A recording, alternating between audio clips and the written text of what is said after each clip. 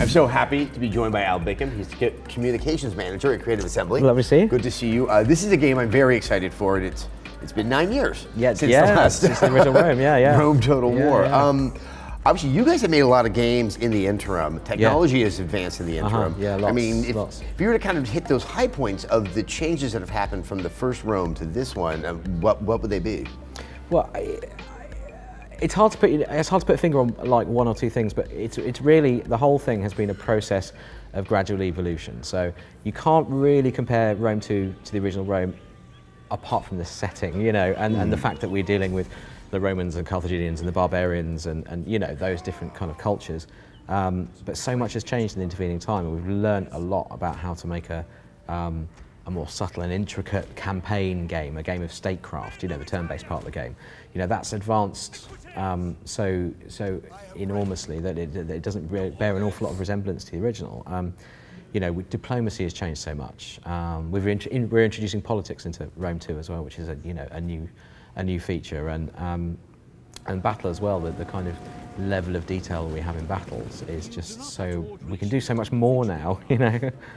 Now, for those that don't know, sort of the Creative Assembly games, it really is, you've carved out a very unique space in the strategy genre. Yeah, I think so, where it's both turn-based, and it's real-time, and you always play within a historical setting. That's right, yeah. I mean, what's kind of the philosophy of a Total War game? So, well, it's really about, you know, whenever we come to make a new Total War game, we go, let's find a period in history which has all the right ingredients for you know, for the Total War DNA, if you like, right? So what you have is a period in history where there are a large number of factions, you know, in a state of uneasy alliance or even outright war, all vying for supremacy, any one of which actually, if it had made the right decisions, could have risen to the top and become, you know, the leading faction in its country or its geographic area or its continent or its world or whatever, you know. So it's really about, you know, choosing those periods. So going back to Rome's wonderful, obviously, because it's such a fascinating period, and it's a kind of easy cultural reference point for everybody, because everybody knows something about Rome. You know, you look at you show someone a picture of a Roman centurion, and you're like, "What's that?" And they're like, "It's a Roman centurion." It still exists in the popular imagination. Exactly, quite exactly. Yeah. And with the whole kind of Total War thing, it's, you know, it's really about a game of two halves. You know, it's a turn-based game based on a big map somewhere in the world. In Rome 2, it's obviously the ancient world, and it's a game of statecraft and diplomacy and economic management and population management and army management, and, you know, really gearing yourself to build and improve your armies so you can go and conquer other factions on the map. So, and of course, when you come to have those battles, you dive into real-time battles where you're controlling thousands of troops in the most epic RTS environments you can find. So that's really what, you know, building a Total War game is about. It's about creating, as you say, this unique blend of turn-based and real-time that nobody else really does. So. And the Total War games, it's interesting because there is a sense of historical realism, but because of how you're playing it, you're kind of upending, or you have the ability to upend how things really played out. Yeah, in the case of Rome, where in Roman history do you start, and sort of how close to the barbarians at the gate can you get in the history of the empire? So like any Total War game, we start you in a kind of historically accurate point in history. In the case of Rome 2, the grand campaign begins in 272 BC, which is the time when Rome was at loggerheads with Carthage. You know, really, it was, you know, what enabled Rome to become the great empire that it became was the Punic Wars and conquering Carthage and owning trade in the Mediterranean, owning that wealth and being able to expand and you know, expand its armies and expand, you know, throughout the world. But you know, what we're also doing with Rome 2, we've got a kind of small contained narrative mini campaign right at the start called the Prologue, which is set during the Samnite Wars, which is before 272 BC, and it's really about Rome's struggle to become the dominant faction within Italy itself on the Italian peninsula. So that's where you really you can start the game by playing the Prologue, and it's a kind of easy in. It kind of demystifies all the campaign game systems, and it holds you by the hand and lets you understand how the Total War systems work. Because it is a very complex system. I mean, it's a big game, yeah. So if memory serves me right, if it's 272 BC, we are still actually in the proper Republic. That's right, yeah. Prior to the rise of Julius Caesar and Augustus, where it really was an empire that kind of had shades of democracy surrounding it. How do you incorporate such a monumental historical transition sort of within the game, where the player obviously can be making a lot of decisions himself? Sure thing, yeah. So, I mean, as you advance, as you expand, you know, your empire will change. You'll hit that point where you, for example, you get your kind of Marian reforms, and then, you know, suddenly your armies are different. They're more, you know, they're more organized. They have different equipment, you know. So you kind of hit these points as you go along, and particularly if you're playing as Rome, you know, because we have a politics system in place now as well, and it's you know, you play as a great house in Rome. If you choose to play as the Roman faction, you play as one of the great houses, the Julia, the Junia, or the Cornelia. You know, and these guys obviously vying for supremacy within Rome. Now, the way you deal with the other families, of course, dictates whether you become that dominant faction, whether you have complete control. At the start of the game, you are the dominant faction, you're the ruling faction, as it were, but you know, they have their own agendas, so you'll have to deal with those. And whether that leads to you trying to maintain the status quo and keep a kind of republic-style situation in place, or whether you make that Caesar-style grab for power and, you know, look to throw your proconsul's chair out of the Senate House and just sit there yourself and become emperor. You know, that's up to you.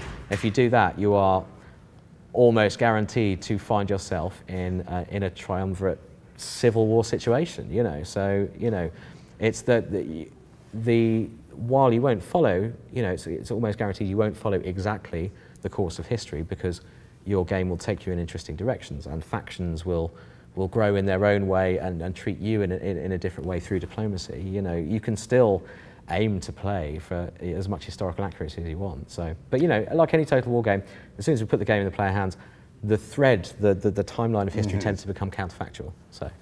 Let's talk about the politics, because I am very excited. I mean, if anyone who's read the Robert Graves or anything about Rome, you never turned your back on anybody during your period of time in that city. Exactly. How have you kind of brought forth that wonderful drama into the game, and how many choices does it offer the player? So in a couple of ways, really.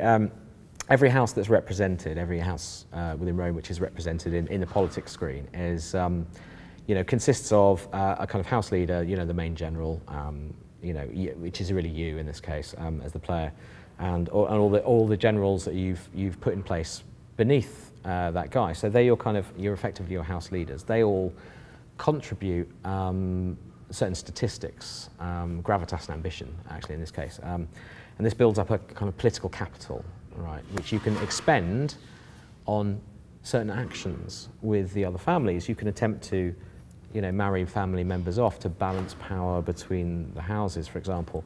You can look to, you know, assassinate. You can look to discredit. You can do all this kind of interesting, intriguing stuff. And to kind of bring further colour to that, we have subjects. We just call them subjects, but they're kind of characters of interest who appear over time in your empire, and they'll pop up, and you know, it'll be like, oh, a famous gladiator has risen to a position of public prominence. The people love him. You know, what are you going to do about that? You know, I mean, here's a kind of handy guy to have in your pocket. Yeah. Because you know, it's like, yeah, I'm chums with you know, my famous gladiator friend here. You know. Well, there was an example, and I found this quite intriguing. Last time I saw the game, where Cicero was railing against you as the player, and you have the decision. Okay, maybe I'm just going to assassinate him. Yeah. But just making that decision does not mean it's going to happen, and we actually failed in the assassination, which only there's a possibility of failure. Yeah. So you know, you could attempt. What's the system that's working underneath that? So, there's a number of factors that go into it. I mean, there's certain, you know, you've got your political capital expenditure, for example. You know, how much you're gonna do. You know, it'll cost you more to do certain things than other things.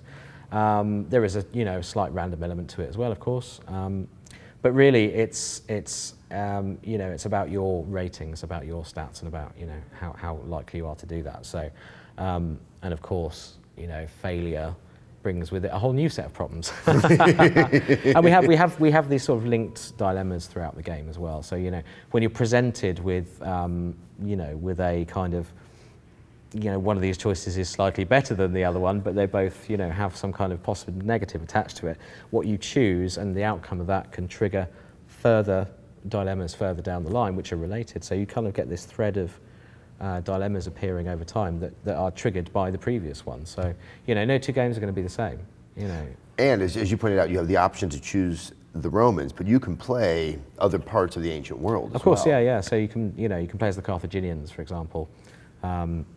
You know, equally kind of large and you know, at the time they, you know, they were a great trading empire. So you can play. I think, you know, we have like 9 different factions at the start of the game. So you've got your kind of, they're sort of split into 3 different cultural types, which all look and feel very different. They all start in very different parts of the world with different terrain. And, you know, different technologies as well, so that they can develop. So you've got your barbarian culture guys, I think the playable tribes that you can start with, the Iceni, who are the Brits, you know, Boudica and all that.